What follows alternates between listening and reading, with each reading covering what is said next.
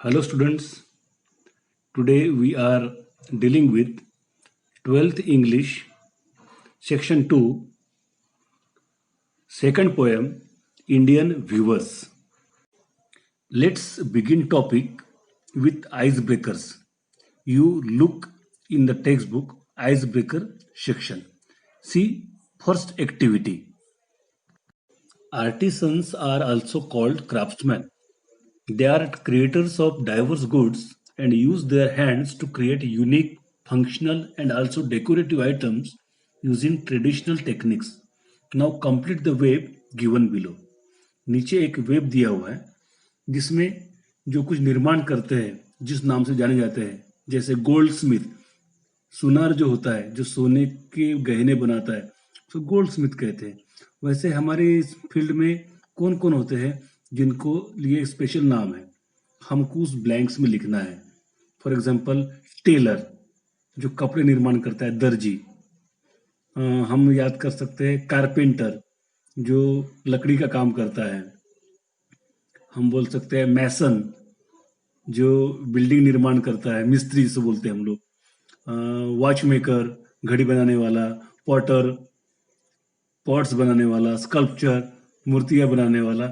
इस तरह के नाम हम लोग यहाँ पर लिख सकते हैं। डिफरेंट टाइप्स ऑफ आर्टिस्ट, अलग अलग कलाकार। Now see second activity, discuss with your partner the seasons और ओकेजन्स व्हेन वी नीड। कौन से सीजन में, कौन से ऋतु में नीचे के एक्टिविटीज होती है।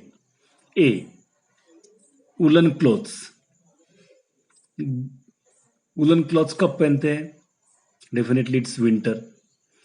कैजुअल क्लॉथ्स ये कब पहनते हैं? जब आउट गोइंग हो, बाहर जाना हो। सी, रिच सिल्क क्लॉथ्स ये कब पहनते हैं? रंगी बिरंगे कपड़े, अच्छे कपड़े, सोशल गैदरिंग में, कोई फंक्शन में जाना हो। और डी है कलरफुल कंफर्टेबल क्लॉथ्स, ये कब हम लोग पहनते हैं? जनरली घर में या हम सफर में जब जाते हैं ट्रैवलिंग में, at that time, right. Now see third activity, let's play a game. एक खेल खेलते हैं। The teacher will ask the students some questions. Students will understand that there are some exceptions to the general rules. Let's start. खेल ऐसा है जैसे कि one who views, जो व्यू करता है, जो बुनता है, उसको बुनकर कहते हैं, व्यूअर। ऐसा हम आगे देखेंगे। One who plays a game is a, जो गेम खिलाता है उसे क्या कहते हैं? Is gamer. Next is one who sings.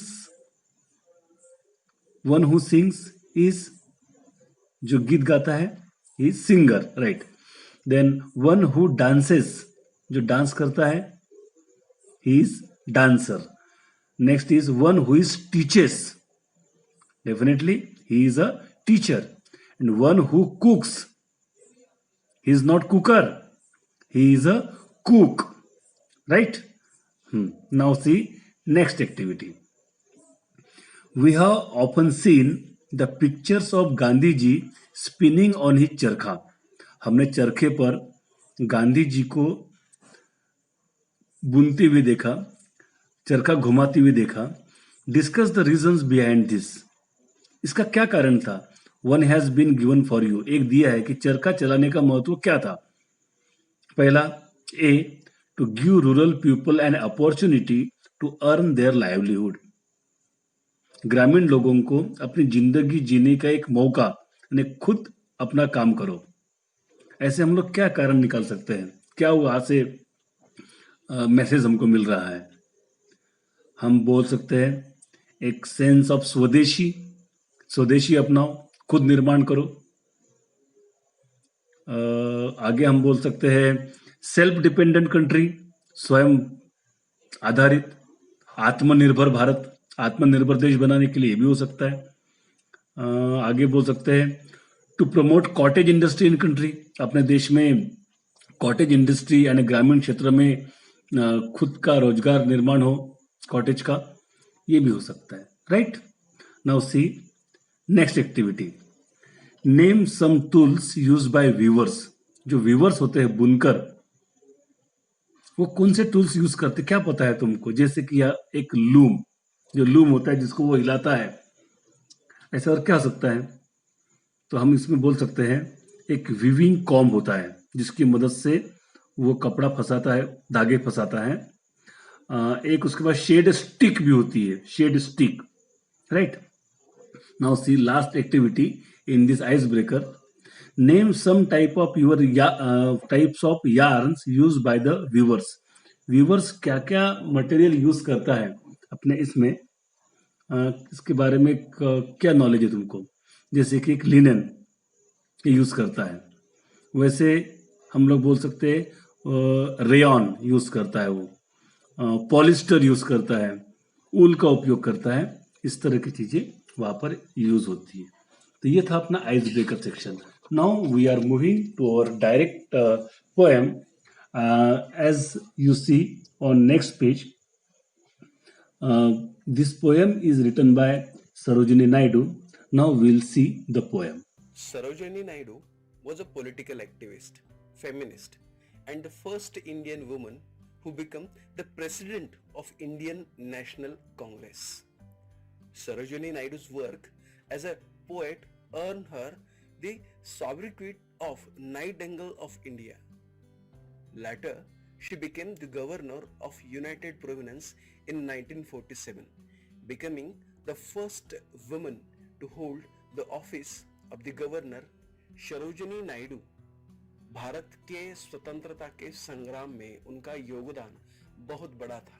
वो भारतीय राष्ट्रीय कांग्रेस की अध्यक्षा भी बनी थी और वो पहली महिला राज्यपाल थी। Indian weavers is a short poem where the poet talks about three types of garments that the weavers weave at three particular times of day. Indian weavers एक ऐसी पोएम है जहां पे पोएटेस तीन अलग अलग गारमेंट्स अलग अलग समय पर कैसे वो वीवर्स बुनते हैं, वो बुनकर बुनते हैं, इसके बारे में यहाँ पे चर्चा की गई है। So friends, let's begin with this poem Indian weavers. Weavers weaving at peak of day. Why do you weave a garment so gay? Blue as the wing of a halcyon wild, we weave the robes of a newborn child.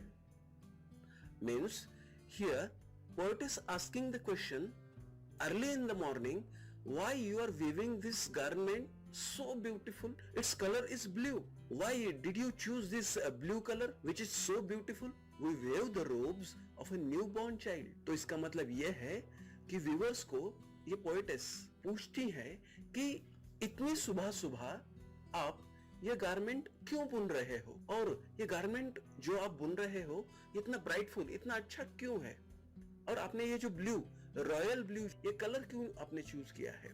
यहाँ पे हेल्कॉन, इसका meaning होता है Kingfisher bird की तरह। तो उसका जवाब वो बुनकर देते हैं, we weave the robes of a new born child. जिस बच्चे ने इस खूबसूरत दुनिया में अभी पैर रखा है उसके लिए हम कपड़ा बुन रहे हैं। बुनकर जो थे वो बहुत खुश लग रहे थे। Weavers weaving at fall of night. Why do you weave a garment so bright, like the plumes of a peacock, purple and green? We weave marriage veils of a queen. Weavers, why you are weaving these things at the fall of night in the evening? Why do you weave a garment so bright, so beautiful? Its color is like that peacock's feathers. It's purple and green. Weaver answered, we are weaving this one for one queen. तो यहाँ पे दोस्तों इसका meaning ऐसा होता है कि Weaver से जब अपने पोएटेस पूछती है कि इस शाम में आप गारमेंट क्यों वीव कर रहे हो, क्यों बुन रहे हो, और इसका कलर भी बहुत अच्छा है, हम उसे मयूर पंख कहते हैं, उसकी तरह पर्पल और ग्रीन उसका कॉम्बिनेशन है जो कि बहुत ही बढ़िया है। वीवर्स आंसर देते हैं, तब बताते हैं, we weave the marriage veils of a queen. हम जो नई दुल्हन है, एक क्वीन है, वो शादी करने जा रही है, उसके लिए घूंघट हम बुन रहे हैं, और ये करते वक्त वो बहुत ज्यादा खुशी से वो कपड़ा बुन रहे थे। Viewers weaving Solomon and steel. Why do you weave in the moonlight chill? White as a feather, and white as a cloud. We wave a dead man's funeral shroud. Poetess asks the question, why you are so chill? Why you are so cold and still?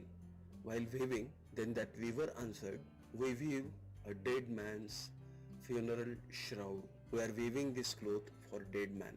तो यहाँ पे poet's पूछती है कि आज आप रात में ये सब आप काम इतनी शांत तरीके से कैसे कर सकते हो और ये क्या बुन रहे हो आप?